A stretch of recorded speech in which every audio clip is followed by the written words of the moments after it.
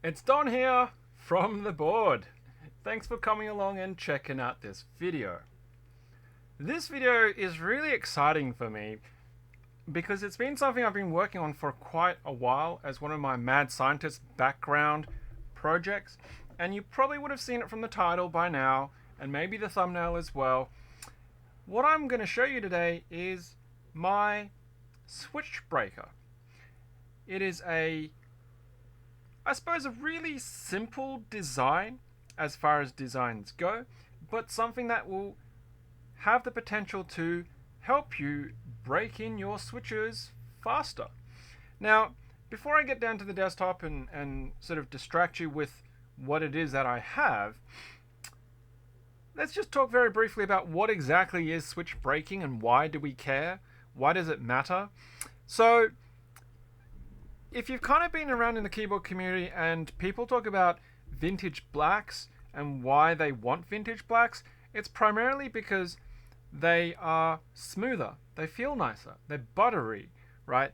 And part of that equation is the vintage factor. And the vintage factor is because the switches have been used quite a bit and they've been worn smooth. So the imperfections on this stem, against the rails, the housings and things like that, have been smoothed out over time from use. Now, newer molds give cleaner production and therefore better quality as well, but a lot of people still want to break in switches, and it takes a bit of time to type on them or spam the switches so that any mold imperfections, not just vintage blacks, but other production switches, are smoother. And they get better and nicer once you break them in, wear them in, and then lubricate them. So, how do you do that without having to type really long periods of time? And one of them is to basically use a switch breaker. So I've designed a switch breaker that is quite affordable from a certain context, and anybody with a 3D printer can actually put one of these together. They just need to acquire a little bit of electronics and a power supply. So we'll get to the desktop very shortly, but I kind of want to make something that was really easy and could do a reasonable amount of switches in one go. I was recently directed, while I was actually working on this project, mind you, to somebody in the Philippines that was offering switch breaking services, and they charged, I think it was $30 maybe, something around that, to break in 70 switches, and I think it was like 12,000 or 20,000 presses or something like that for $30. It's not really a lot of money, but you have to then also ship your switches to them and back. And I had a look at their setup, and it was actually a lot more complicated than what I've got built here. I don't have a link to it. I'm not out to promote their services either, and I'm not there to criticize their services. Their approach was one of the original ideas I had, which was a big plate with a swash plate joint that basically pressed a number of switches up and down very rapidly. And the reason why I had that design in mind was because I'd seen a video a really long time ago where somebody had visited one of the mechanical keyboard factories, and that's actually what their test system does. They have all these switches lined up, and they have these little pokey bits, and the whole plate just goes up and down really quickly, and it just spams the switches because they want to see the reliability of the product, and part of their QC to make sure that their batch testing is actually producing switches giving the right output. So I went with a little bit of a different thing because I wanted to use rotational activity. So let's get down to the desktop and have a look at what I've created as my switch breaker. And here it is. This is a 4-cam switch breaker, and it's powered by a very, very small DC motor. Now this DC motor, I purchased it from Banggood. This video is not sponsored by Banggood. I bought it of my own money for my own craziness. It has a reduction gear that you can't see because it's actually inside this printed section, but I'll have links to the part below in the description so you can check it out yourself. And it essentially turns a high-speed DC motor into a slightly lower speed with more torque. And this is meant to do 100 and 20 revolutions per minute under load. But if the load goes up, it obviously reduces because it's going to be providing, resistance against the actual rotation. Now, I haven't actually soldered anything here, but I've just twisted some wires against the contacts because the contacts are so tiny, because my power supply is actually going to be attached just with some alligator clips because I didn't want to make it a permanent setup at this point in time while I was prototyping it. What I've got here is it comes with a 10 centimeter or 100 millimeter drive shaft on it, and I've just used some nuts to position these cams. Now these are oval elliptical cams. There's a reason for that, and we'll get to it. And then I've just used a little bit of Loctite on the actual thread for both the nuts on either side and the cam itself. Now these are 3D printed to be just on the 4mm, which means as you're actually attaching the cam onto that drive shaft, because of the print layer and the print direction that I've utilized here, the drive shaft is actually cutting its own thread into that, and so it's a reasonably snug fit. And you can see as I turn it, now because it's all wedged in, the whole lot is turning together. Now you'll see this back plate here, it has 8 positions, 8 rectangles, and they go to one of these. And so what I've got is I've got these end sections that slot into the plates, and then I've got 4 positions that the switches just sit into. They just pop into and snap into as per normal. This switch breaker does require you to put keycaps on them, and DSA keycaps specifically, because DSA have a lower profile and the curvature in them is useful for the purposes of the cams. OEM, GMK, sculpted SA probably won't work very well. Row 3 SA will work okay, but the height won't work for the size of the cam that I've designed. XDA, NP, CAT cam, those ones that have the curvature and are uniform in profile will work okay as long as the height is similar to the DSA profile. So how this works is really simple. Here's the end piece. It's just got a straight hole through there, and you'll see the end of the cam is actually non-threaded. Sorry, the end of the drive shaft is non-threaded, and that's just going to go into there. And how it's held in is by the other end of this. So that's just going to slot in like that, and we'll pick a point and we'll just slide it in just like that. Just like that. It goes all the way down, and then for balancing purposes you always want to run them in pairs, and this will hold up to 8 lots, but I haven't printed 8 lots of these just because I don't feel there was a need to, and that will just lock in and go in like that. And there's your setup pretty much done. And so you'll see there's the actual drive shaft, and it has the ability to wobble around and move freely. And this piece is exactly the same as this piece, so even less parts to have to worry about. Just print 2 lots of those and as many pairs of the switch holders as you like. I've orientated these ellipticals so they're alternating. So when one of these is pressed in, the next one over is not pressed in, next one is pressed in, next one is not pressed in. And if I hand rotate this, you'll see the switches are moving up and down. And now I've got Otemu Blues in here. Gateron Blues, Otemu Blues, Gateron Blues.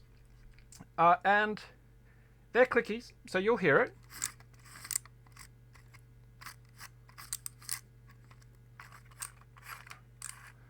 Right? And if you were to fill this entire rack with 8, it's going to be a cacophony of noise, but when it spins around, it will actually break them in at 240 a minute because it's got 2 halves of the cam. If the cams were single-sided cams, then you would only get 120. And I chose not to make the bump of it like, 4-pointed, because that would potentially have not given enough time for the switch to come back up to give that full cycle of the press. So I can feel the actual gears are jamming right now because I might have killed it. So if it doesn't work, I do actually have a video that I will possibly splice in for that. Only because this is a cheap motor, and the reduction gear in it isn't super fantastic, and I did kind of thrash it when I was testing it. So it's a DC motor. It shouldn't really be too much of an issue. It does actually have a plus symbol on it, so I'm going to clip the red one to it.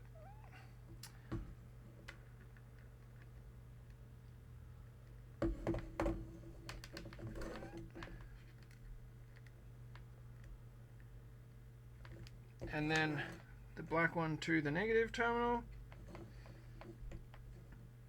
if it wants to behave. Come on.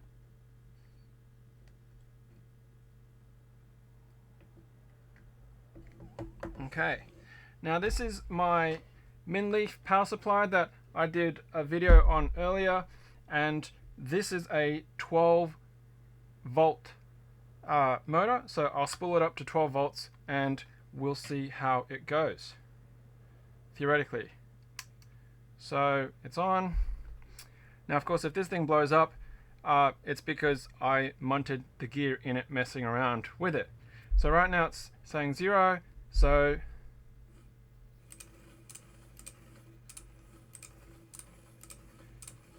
you can already see and hear that at 2 volts.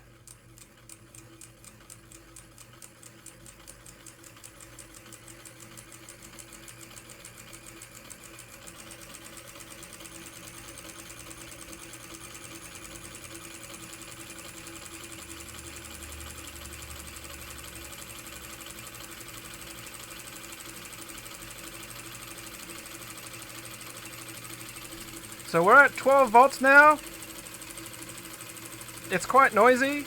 If the microphone's not picking it up, that's why I'm talking quite loudly. It's turning really beautifully.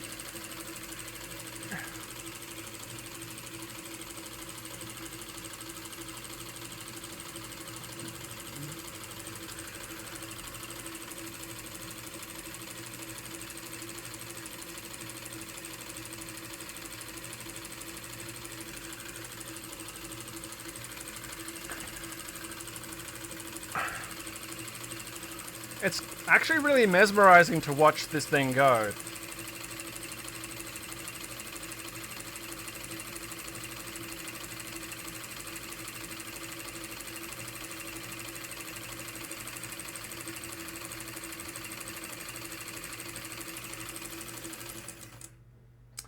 Okay, so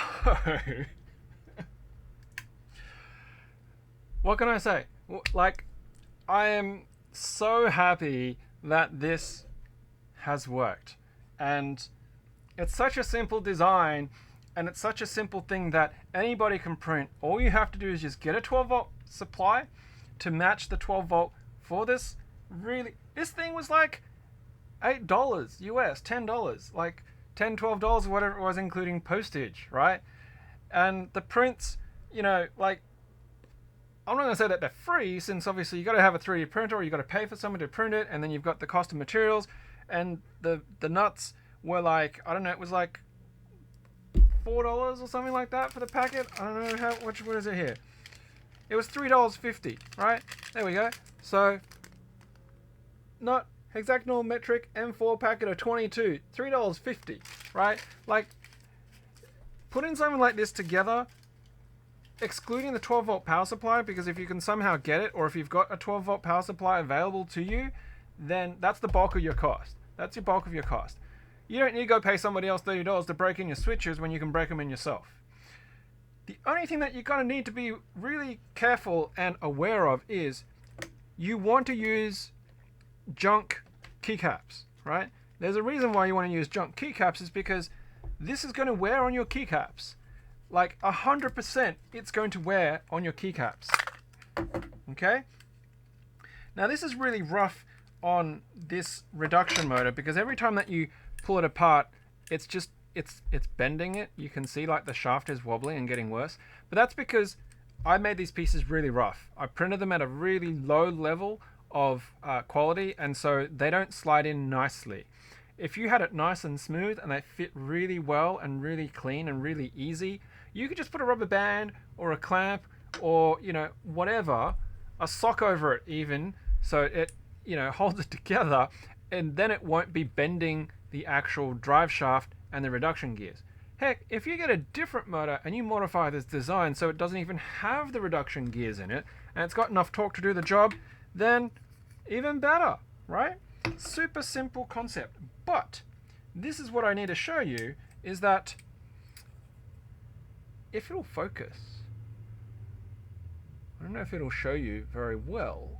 Yeah. Okay, so on this orange keycap, you can see there's these streaks, these lines. That is the cam wearing on this keycap. That is the plastic 3D printed cam that's actually wearing into the surface of that keycap because it's grinding against it.